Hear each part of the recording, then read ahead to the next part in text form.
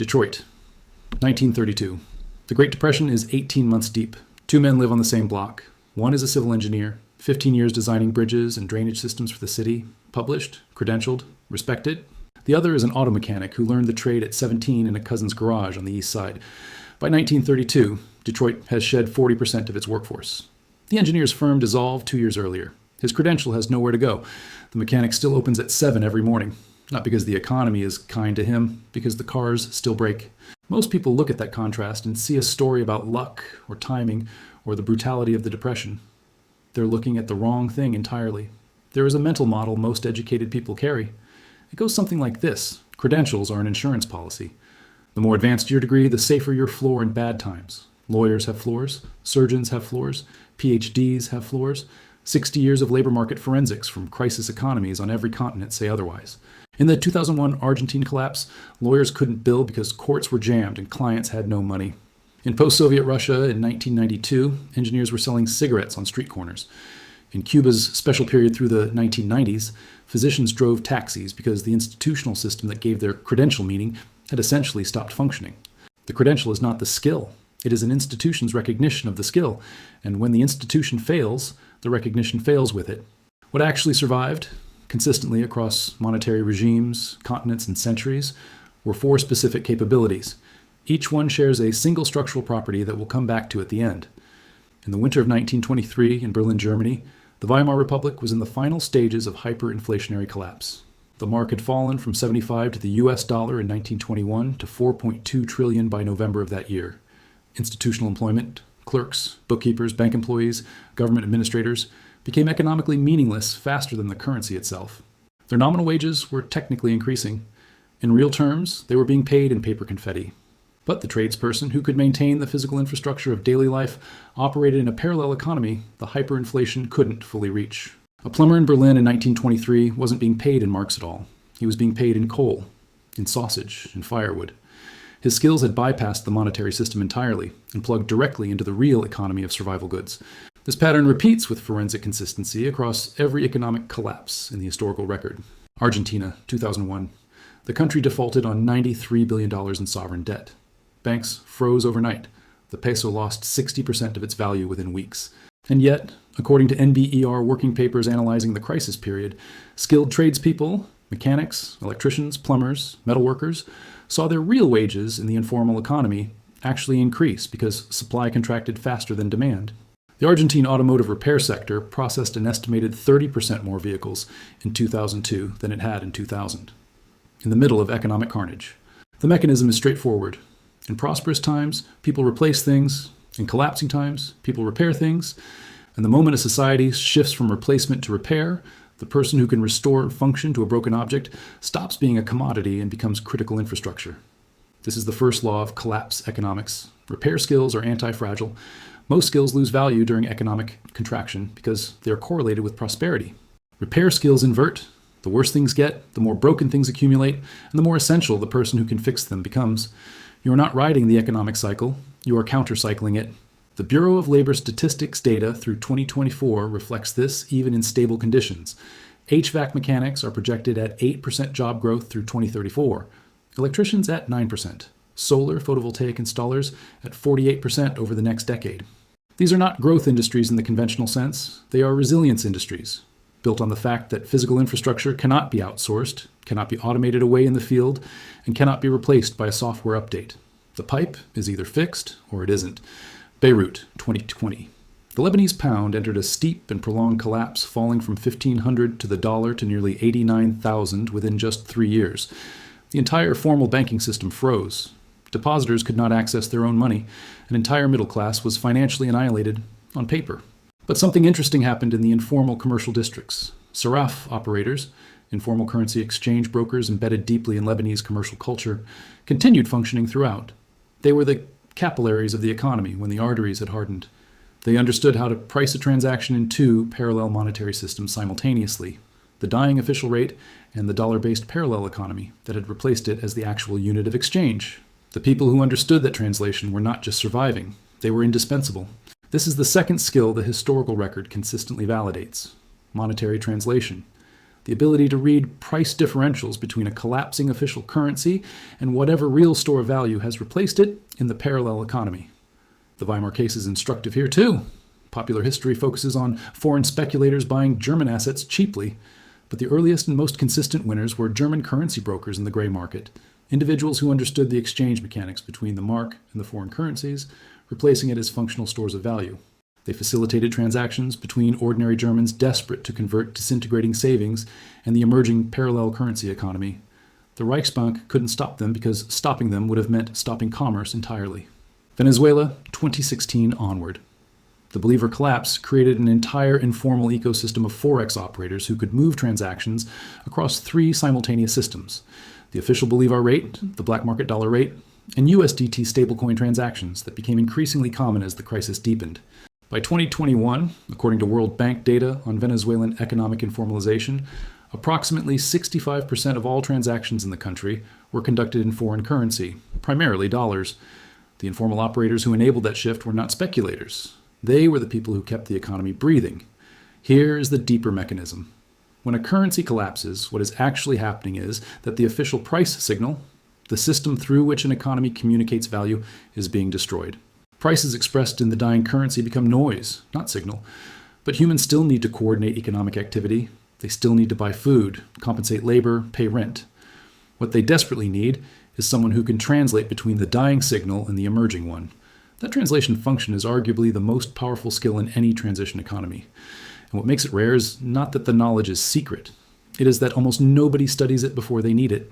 Poland, 1981. Martial law has just been declared. The economy has been deteriorating for years under communist central planning. Store shelves are nearly empty. The formal food distribution system is failing, but something held.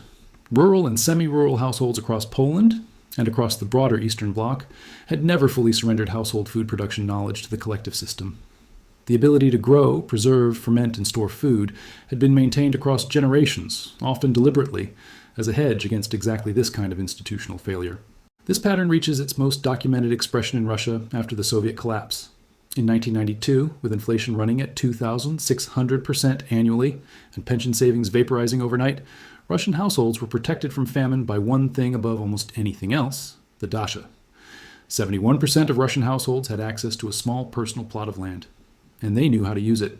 By 1992, dacha gardens were producing 92% of Russia's potato crop, 77% of its vegetables, 59% of its meat, 49% of its milk, all from plots representing roughly 3% of total arable land.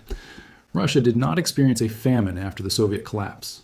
The reason is almost entirely attributable to the preservation of household food production knowledge across generations that the state had never managed to fully extinguish. But here is the distinction that history makes sharp and that most people miss. It was not the ownership of land that protected Russian families. It was the knowledge of what to do with it.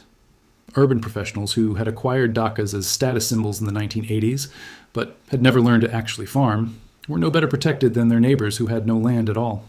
The soil was there. The seeds were available. The knowledge of when to plant, how to manage pests without chemical inputs, how to cold store root vegetables through a Russian winter, that was the survival variable. Argentina, 2001, produces the same signature. When the formal economy imploded, approximately 6 million Argentines participated in a national barter network called the Red de Trique. Participants who brought production skills, food preservation, textile repair, herbal medicine, extracted more value from those networks than anyone who brought professional credentials. A woman who could teach others to ferment and preserve food commanded exchange value that no law degree could match. The knowledge was the currency. NBER working papers on food security during economic crisis show consistently that households with active food production knowledge, not just land ownership, but practice skill, demonstrate substantially higher economic resilience across multiple collapse scenarios. They are less exposed to food price inflation, less dependent on currency stability for basic caloric intake, and better positioned in barter economies when formal markets contract. Caracas, Venezuela. In 2017, the formal healthcare system is collapsing in parallel with the economy.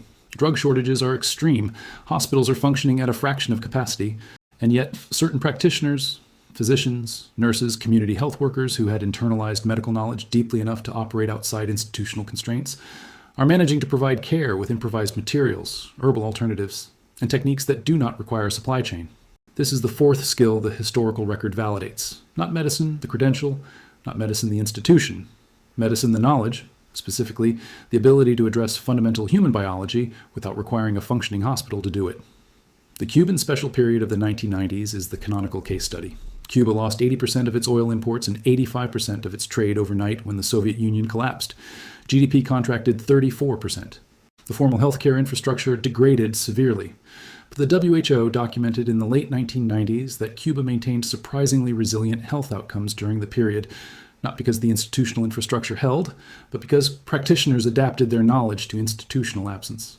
The physicians who retained their economic and social standing throughout the special period were those who could diagnose without imaging equipment, treat without pharmaceutical supply chains, manage infections with basic antiseptics, set bones, suture wounds, and recognize nutritional deficiencies on presentation alone.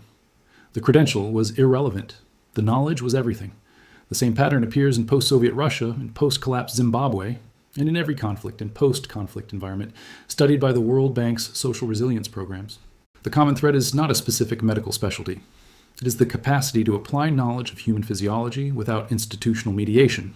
4 skills. Different disciplines, different geographies, different historical epochs, but each one shares a single property that the others lack. They function independent of institutional systems. The repair trade needs no bureaucracy to authorize a fix. The monetary translator needs no clearinghouse to facilitate an exchange. The food producer needs no supply chain to put calories on a table. The barefoot medic needs no hospital to set a bone.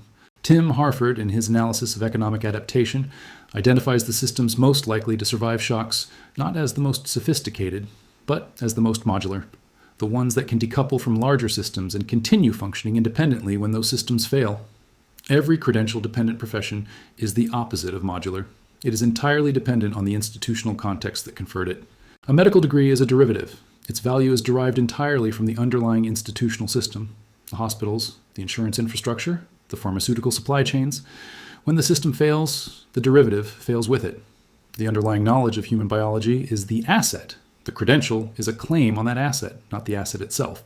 This is why Bureau of Labor Statistics data on recession employment shows such consistent patterns across the 2001 contraction, the 2008 financial crisis, and the 2020 COVID shock. Skilled trades maintained employment at dramatically higher rates than knowledge economy occupations.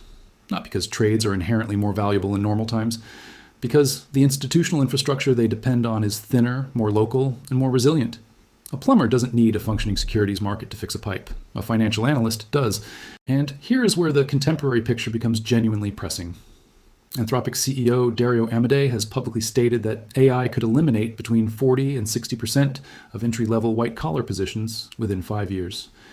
JP Morgan's research on AI-driven labor market disruption focuses specifically on routine cognitive task occupations, the same category of occupations that proved most vulnerable across every historical collapse examined in this analysis. The credential-dependent knowledge worker now faces simultaneous pressure from 2 directions: technological displacement in stable conditions and institutional dependency in unstable ones. The most resilient portfolio of human capital is not the one that maximizes income in stable times. It is the one that retains exchange value across the widest range of systemic conditions. The Detroit mechanic who kept his shop open in 1932 was not lucky. He was not blue-collar in some romantically rugged sense.